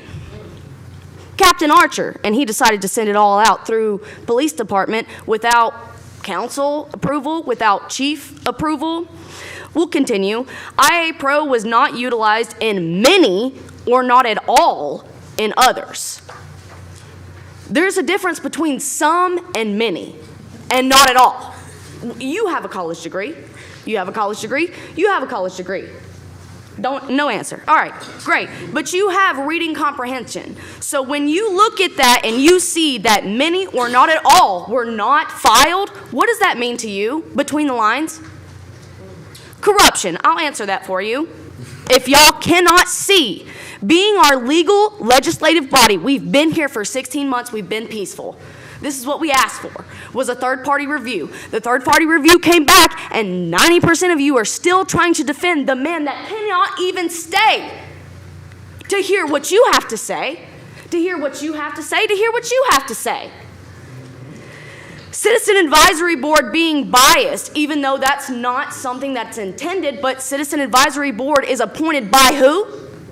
The Chief of Police. And so when the Citizen Advisory Board came back on the GRT report saying that they support the police chief, what do y'all think circle the wagon means? Why do you think that officers in this police department said they were told to circle the wagon? Did y'all not just have a whole hiring thing back in May? These new officers are interviewing with GRT as well, and they're seeing what's going on inside your police department. Questionable lawful orders when it comes to disorderly conduct, which we all know. Hey, hi, I was arrested for disorderly conduct while walking away from Decatur police officers, including Sean Muckadam, who is a brother of Christopher Muckadam, who was involved with the Steve Perkins shooting. So questionable lawful orders when it came to disorderly conduct and obstruction of government operations. But Todd Pinion said in his statement, those were isolated incidents. Isolated incidents through who? Because officers had already said that they were highly frustrated with protests. What does that tell you in between the lines, reading comprehension? Because what are we protesting? Black Lives Matter. We are protesting police brutality. We are protesting the police thinking that they have more authority than the law. And they were frustrated, in between the lines, systemic racism. So there is where the report says that. In case you couldn't read and comprehend that yourself, police liaison. Officers do not see him as a leader. They see more of those through the command staff as a leader, like Lieutenant Lindley,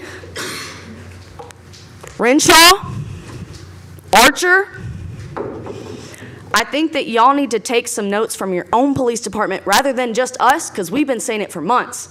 But now in this report it says, Todd Pinion's got to go. Justice for Steve.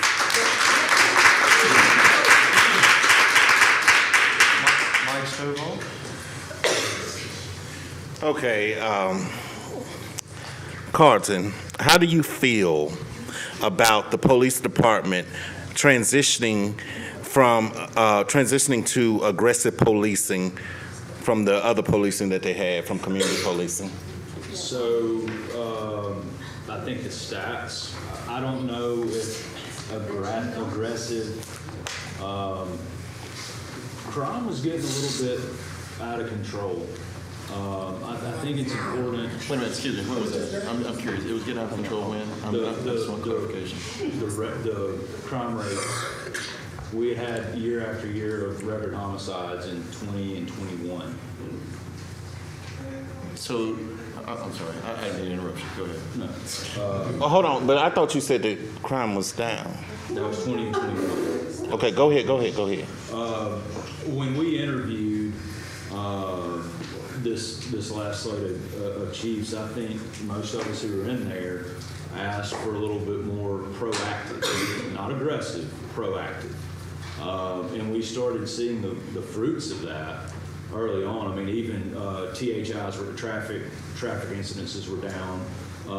The department was, we weren't losing as many officers. We were able to put more on the street, so we had traffic incidences down, so that was a good thing. Drug arrests and drug seizures were up exponentially, and we weren't seeing that, previous to Chief Pinion. So I think when you want to go into, I don't like the word aggressive as much as proactive, but I would rather, I think there's a fine balance between being proactive and that community policing element. I don't think you have to necessarily have one without the other. That's just me. Okay, since he spoke, I want y'all to make sure y'all stopping my time. Don't start until I talk. Okay, aggressive policing is terrible, Carlton. I don't care how you put it. You might want to change the words to proactive or whatever, but that's terrible. But how do you feel about that? About community policing versus? Aggressive policing, about us transitioning to aggressive policing. I'm no law enforcement expert. I've said that many times from up here. I'm in my head, to be pragmatic, I don't know why you can't do both. By no means do I want Decatur to be a place where criminals feel like they can do what they want. Mm-hmm. That's the proactive side that we need. If you disagree with me on that, we can just flat out disagree. But I do think there is a community approach where people need to know you can talk to our officers and trust our officers. And I do think a big portion of that is what we need right now within our community. But I don't think you can do away with that proactive measurement. You may be right. Maybe aggressive is not the right word. But I do want our officers out there trying to stop crime, doing their job to prevent crime and to catch criminals. Okay, hold on. Let me finish this. I got this. Okay. Aggressive, we're going to use the word aggressive. We're not going to change the language. We're going to continue to use aggressive. What is that? Do you want to go, Ms. Jackson, before I go? I'm glad to. I think that you can have aggressive policing with community policing. I think that a police officer who has a relationship with you, Mike, if there's something going on your street and you've got a relationship with that police officer, then you're going to share those things with that police officer, and then they can aggressively attack, and I don't mean abusively, but aggressively attack the situation that's going on your street. I think that what's key is that Chief Pinion said that early on after the Perkins situation that he was looking at going to community policing.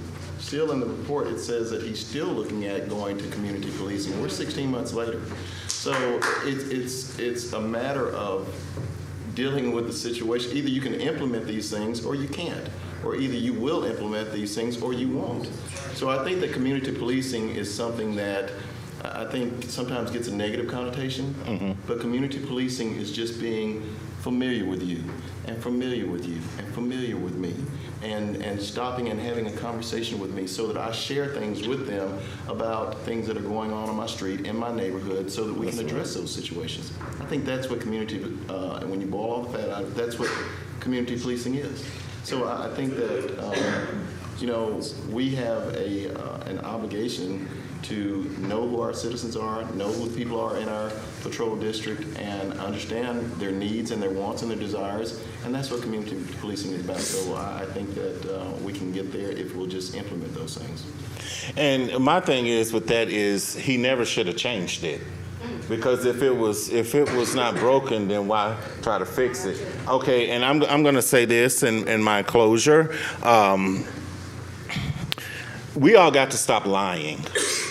We all got to stop changing the wording, Todd and Carlton.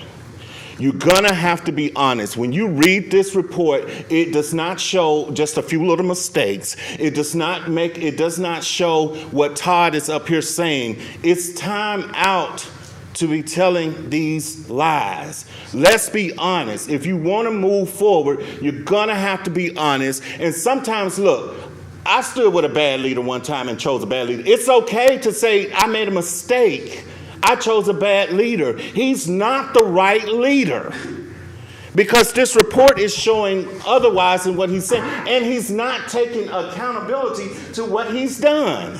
He brought all of those officers in this room to just, I don't know, to intimidate people. This is not the time for that. They should have been doing a job. This report is showing, it shows much racism. Y'all don't want to see it, but it does. You got to be able to read it. Listen, you're not dealing with a bunch of dummies. You're dealing with, most of us are highly educated up in this room. So when I say that we're highly educated, we seek to go find the answer. We not to go get it. We're going to go find whatever it's supposed to. We're the same way that we were at Austin High School or Decatur High School when Austin and when the school system was at its finest. So we're very smart people here. We have studied this report. We went down through this report over and over again. So it's nothing that you can tell us about this report. You all are just reading the report. And to the mayor, you need reading comprehension classes. You need to learn how to read before you stand up there and make a statement. Todd, you need to learn how to read before you stand up there and make a statement, because you lied, and I heard you tell Sharonda that you saw the report before. Now we know that you saw the report during the snow. You tiptoed up here with that Nicodemus spirit going by night, and you saw it when nobody else saw it, but then you got up here and lied. You got on the TV and lied. Do your family a favor and stop lying and stop embarrassing your family. It's time for more leadership.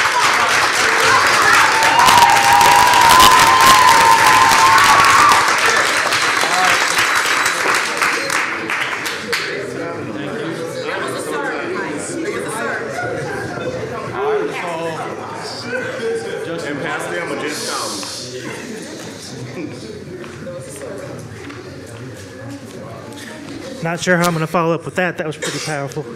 But I wanted to speak this evening to the City Council and address the ever-mounting issues surrounding our police department and our chief of police. This is a subject I do not take lightly, especially since our officers put their lives on the line every time they put on their uniform. The third-party review has come back, and these are some of the issues that I saw that stood out to me. Personnel advised to circle the wagons to protect the police chief. It was the opinion of some personnel that Chief Pinion did not lead DPD. The chief admits weakness in public speaking, and the Citizen Advisory Board gave positive feedback, which is handpicked by the chief. Now, with all that said, this is now a matter of business. Can the chief effectively do the job he has agreed to take and meet all the expectations to which he has agreed? Should we as a city continue to have repeated blunders and plans made but not actually carried through? Many agree he cannot and should not be in the position that he has been appointed to, and should resign and be removed by the mayor and this council.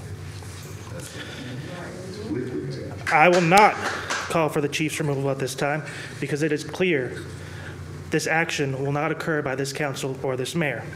However, if the public chooses to elect me as mayor, I will pursue the only logical path forward, signaling my support for the chief's removal by the next city council, allowing the newly elected city council to bring it to a vote. This decision of mine will stand, and there will be no change in this until there is change in this city. Thank you.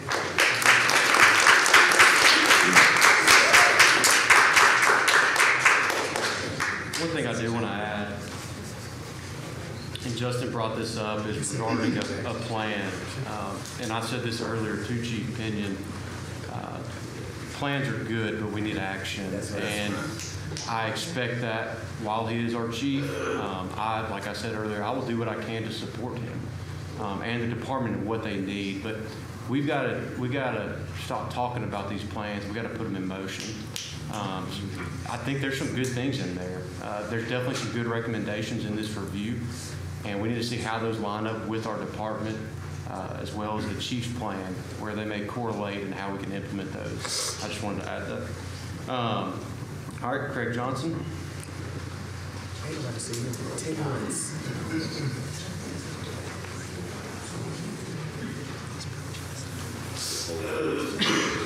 Last year, I had a meeting with Carlton and Jacob where we sat on, the third floor? Yeah. And I told y'all that the charges being brought to the protesters were crap. I tried to tell you that what you said earlier, how many have been thrown out, what you're possibly bringing to the city with lawsuits, now what you've had to pay with over $250,000 in a document that lays out blatant disregard for the First, Second, and Fifth Amendment. You have people being harassed and being told that they're being disorderly and being charged with disorderly conduct for speaking out. You're having people having their firearms taken away from them. And you're having people that either are forced to talk or forced not to talk with against government operations charge. Those are blatant disregards for the First, Second, and Fifth Amendment. Last time I checked, it's y'all's job to protect the city citizens and their rights. So as far as that goes, I think we were 100% given an opinion, which that's what we paid for. Mm-hmm. I'm not sure of the legal background as far as I know those guys who gave this weren't attorneys, but I know as soon as I got this report, I reached out to Judge Goldston and I was like, do we have an issue with this? Where is Judge Goldston a judge for? The city of Decatur. Thank you. You also, you're going to enjoy where this goes. You also sat and said just now that you didn't know if they were attorneys and all this other stuff about you don't know. Yet you confidently looked at the people in this room and said, how many of them have been thrown out earlier? If they've been thrown out, how many have? That's fine. But no, how many? I don't know. Only Three. So 3 have been thrown out. Okay. One is too many. One is too many. That was the problem when I come to y'all. That's the reason you go to court. I mean, if there was a habitual, let's say if there's been 20 or 30 arrests on OGO DC, and all 20 or 30 have been dismissed, yeah, we got a problem. Okay, well, let me tell you a little something about culture, which explains a lot of the culture with Decatur. The problem is when you start fighting the First, Second, and Fifth Amendment, not only do you show a lack of intelligence when it comes to the law, but you show a culture that promotes fear of its citizens because you take their guns and you take their voice and then you make them do what you want them to do. If we are promoting fear within that department, that is bad leadership. And I'm not just talking about at the very top. I'm talking about the people that do the trainings. How many people does it take to do this or that? That is something that we also haven't looked at. Also, when I sat with you and Ladner in that office, you said, we'll get with him and we'll see if it's good or not. And I gave you good information on whether or not it was trash. And now you've got a review that you paid $300,000 on. And if you pay $300,000 to somebody you don't trust, get up out the seat because that's our money. But you paid $300,000 for that report for them to tell you that some of those arrests were trash. But you go back to the leadership of the council for the city of Decatur. Corruption is not a single layer product. Corruption is not a one-step process.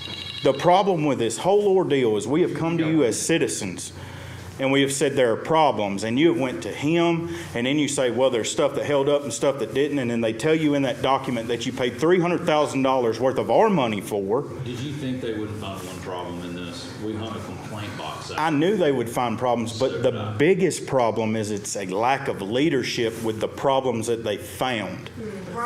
You are talking about, and I'm sorry for taking up this time, you were talking about 100 and something charges of disorderly conduct, he said, which don't sound like a lot, but one arrest changes your life. And if I were to call you tomorrow and say, hey man, let's go have a drink, and we go to the bar and we have one drink, but they decide that they're going to give you a DUI, which they can do because they have the power to do that, that changes Carlton's life, and now you got to go to court and you don't have a driver's license until you do go to court. Just because we have court. Carlton made a poor decision by driving after having a drink. It's on me. I mean, here, accountability is not on You have laws for a reason, and the officer is not the law. The officer has to follow the law. And then when we come to you as citizens, instead of going to somebody that gives you information like he gives you, which is up and down at best, and then you see him taking up for people, I'm not asking you just to replace the chief of police now. I'm asking you to look deeper into the corruption that is Decatur City and look at the Decatur City Council, the judges that uphold these charges that are fraudulent charges, and actually do your job and to protect the people that have been coming up to you for 16 months begging you for help, and you've neglected them because that guy said we got to redact something.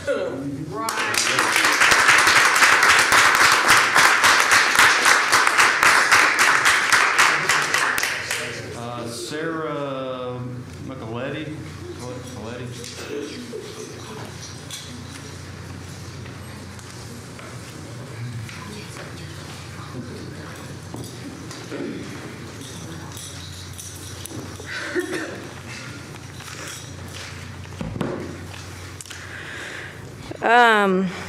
So I got on social media the other day to find everyone I know in Decatur, some in Madison, Huntsville, and Birmingham are furious. Once my day has started proper and I'm out and about, someone tells me that police review came out and they found no evidence of racial inequity by DPD. So of course, now whatever I was doing was derailed. Now I gotta find out whose fairy godmother dreamt up that fantasy, only to find out that it's educated and credentialed professionals that wrote the report. The fiction was either the city's complete inability to accept accountability or its refusal to do so. The disconnects between the contents of that report versus what y'all told folks was what's really embarrassing. Not only embarrassing, but legally actionable, I would think. If I were a shareholder of Green Research, I would be in talks with their legal department to find out what their next step will be to protect their professional reputation. All that work they did just for y'all to turn around and put so many lies in their mouths. How much did y'all pay them of our tax dollars? Y'all said about 300,000? That is ridiculous, because after this most embarrassing game of telephone I've ever seen, if I were in leadership of a business considering doing business in Decatur, I'd probably add legal consultation fees to the cost of any estimate I gave to the city for services. That is, if I were even willing to consider doing business with a city so crippled by weak, corrupt leadership and a history of lying about the contents of the types of reports my firm is tasked with writing. And I gotta say this directly to DPD. Y'all gotta know that we know FOP is y'all. The fact that y'all spend money on a billboard trying to convince folks that y'all are loved by your community would be really embarrassing if y'all had any shame. If you want the love of your community, stop lying about the murder y'all committed, stop covering it up, stop ignoring your constituents, stop limiting comments on government pages. That's illegal and a First Amendment violation. Y'all need to put a stop to that. Stop creating social media profiles that dox citizens and poach their content. It's pathetic and embarrassing, also illegal. And to the protesters, I just want to remind y'all, the Huntsville Bail Fund is still here. Call us if this corrupt department locks y'all up. Thank you.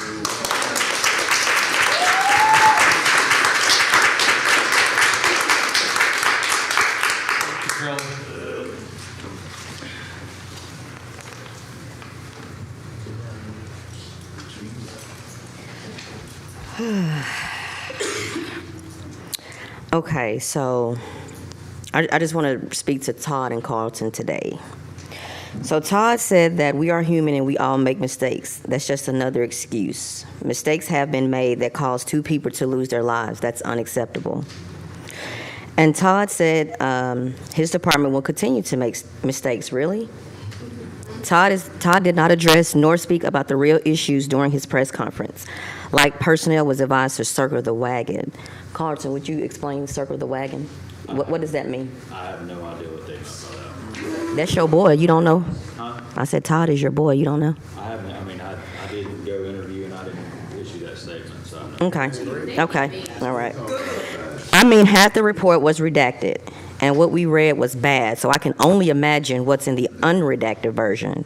Since September 29th, we told y'all for free what y'all paid $300,000 for someone else to tell you what we've been saying. But for you, Carlton, I will say, what goes around comes around. What you sow, you shall also reap. So remember that as you straddle the fence of right and wrong, Carlton, is clear where you stand right now, but that's no surprise. You, Todd, Hunter Pepper are one and the same. And it's clear that you're not a good person. Lastly, Todd, you thought you stepped in that weak conference, but you left out a lot of key points in the review, like your officers deleting body cam footage. Officers believe that you do not run DPD, which we clearly saw that on Third Friday, when Renshaw put me in handcuffs and you told him to remove those handcuffs, and Renshaw told you no. So yeah, Todd, please go back to not addressing the public, because that weak press conference revealed you are a lot slower than I thought. And you need to actually go take a speech class. If you guys want to rebuild Decatur, you need to fire Todd, Tab needs to resign, Billy Jackson for mayor, and Justice for Steve Parker.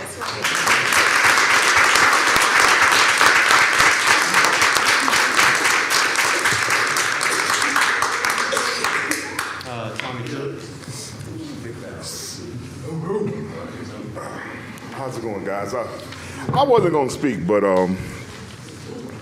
everybody, they skimmed over one of the most important things. Who called for the third-party review? You guys here? Ladner did a public press conference. I can't remember exactly when that was, and that's the council approved action. The council approved the third-party review. Unanimously. When the information from the third-party review came back, who did it go to first? Our legal department. Your legal department. And your third-party review was about who? The police department.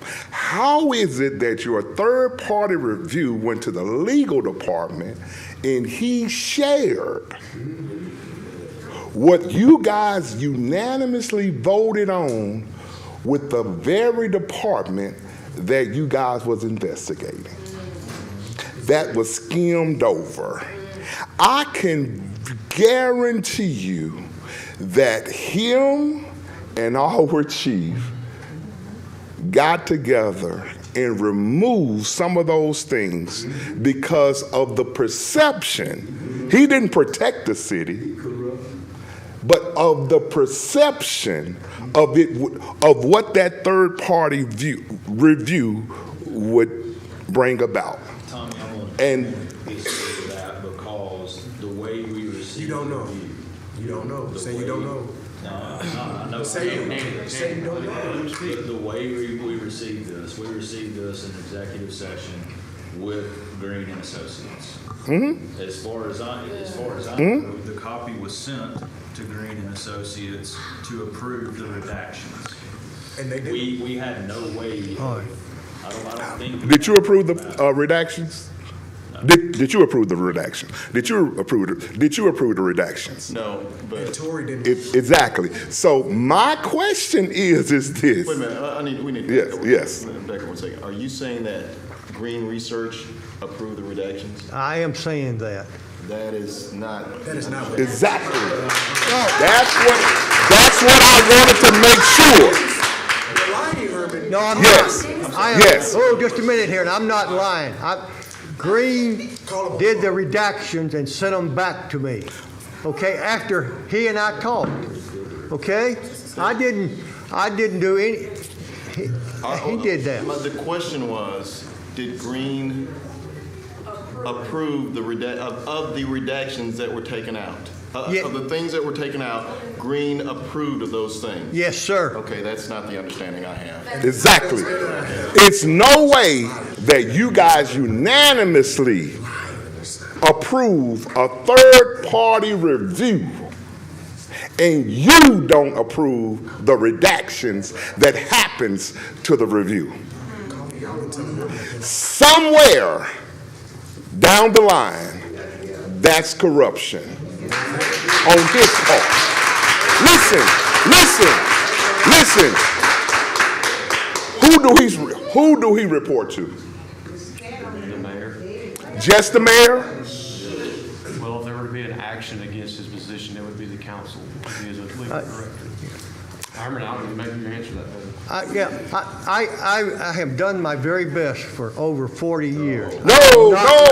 We don't. That's gaslighting. No. I know that. Let me just say this. I went to Green, and he had already said there are certain things we understand need to be redacted, but we didn't redact it when he brought it to the council. After that, he in fact made the redactions and sent it back to me. After he and I had talked. No. What do you mean no? I'm the one that don't make sense. That do not make it don't make sense to you do it. It don't make sense because you ordered the review. It's no way that he could take a review and redact that review without your consent because you guys ordered the review. It's no way. It's no way. And he answers not only to the mayor, he answers to you. He do. As the city attorney, he answers to you because we're a municipality, right? And a municipality protects its citizens, not its cops. And when he went and when he took this review and took it to Chief Pinion, he acted as an attorney for the police department, and he's not an attorney for the police department.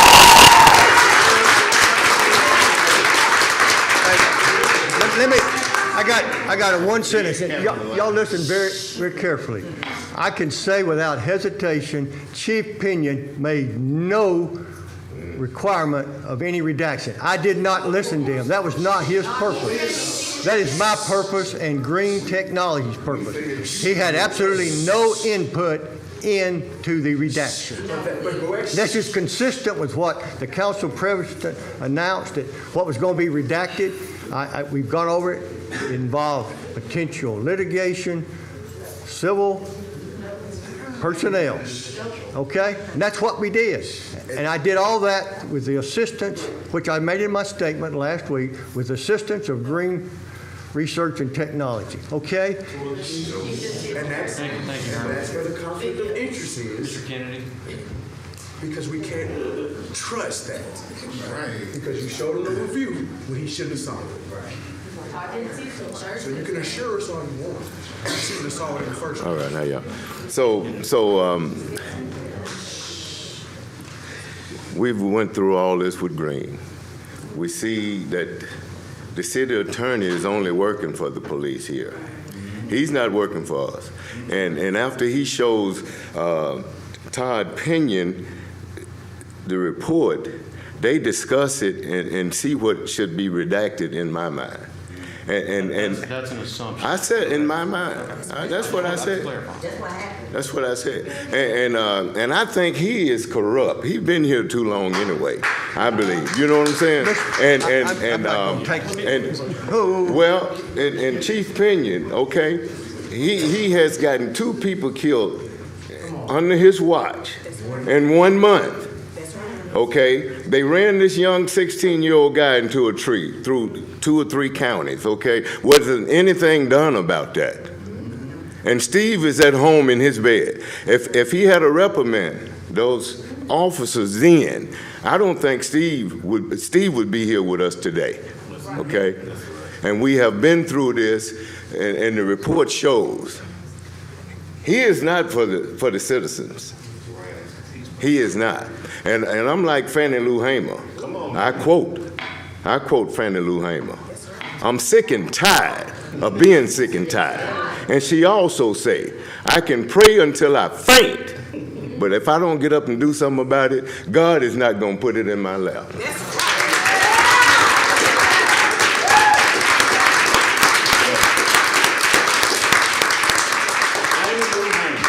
That concludes our public comment. Anybody? I had made the statement earlier on at the beginning of this terrible situation that I felt that there needed to be accountability. And it doesn't matter what industry you're in, whether it's industrial and you have a catastrophic event, or pharmaceuticals where you create a product that kills people, or finance where you lose a bunch of people's money. The CEO is generally the person who is held accountable in that situation. And so earlier on, I said that I felt that Chief Pinion, regardless of how I felt about him as a person, needed to be held accountable and needed to take the brunt of the reaction. We needed to make a move in a different direction from the chief. Earlier in this meeting, someone asked if what was damning in the report. And my response, without going into specifics, was that the footage and the incidents that were taken out, the body cam footage, of course, which you would probably never see anyway, and the incidents that were taken out were the most damning part to me. I had said earlier on, and most of you guys read it in the newspaper, where I said that if names, dates, locations were not a part of the process, then it should not be redacted. And I stand by that. I also said that when the body cam says one thing and the officer's report says something else, and then internal affairs report says something totally different from the previous 2, then we've got issues. I think that the officer has the ability to go back and look at body cam to make sure that what he or she is putting in their report is legit. Internal Affairs not only has the ability, but they are obligated, if there's a complaint, to go back and look at the body cam and say, this is the way that things happen. And apparently, based on what I saw and what I heard when we met in executive session, they were not the same. We talked about 2%, and people on this dais have harped on the fact that 2% is a very low percentage. But in our session, Green asked one person who did not do a complaint. One person who did not do a complaint. Why didn't you complain? And the response was very simple.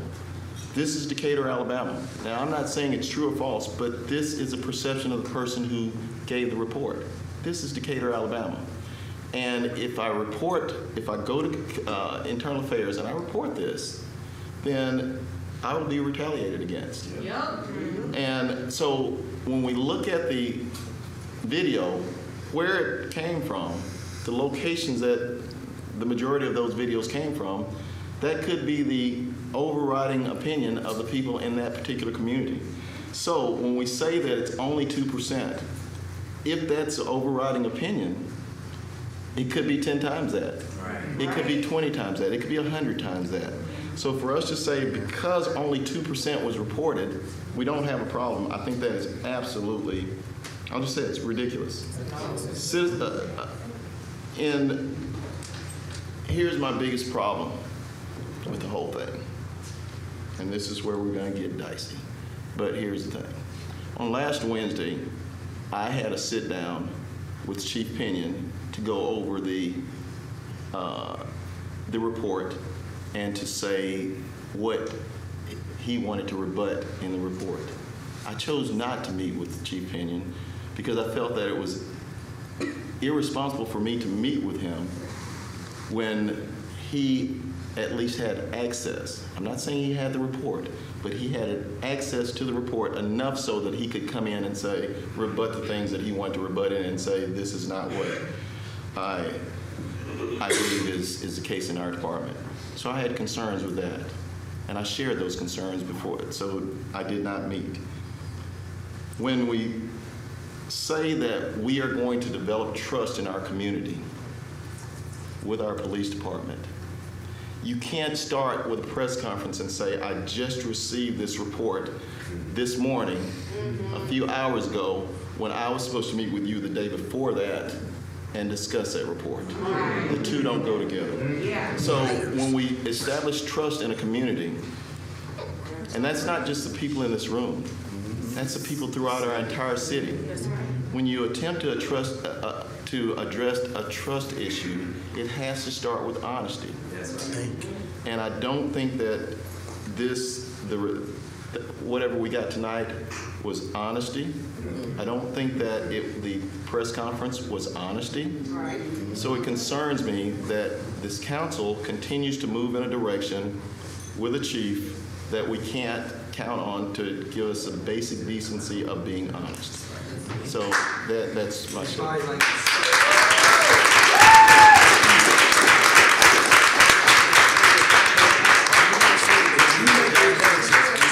Anything else over here?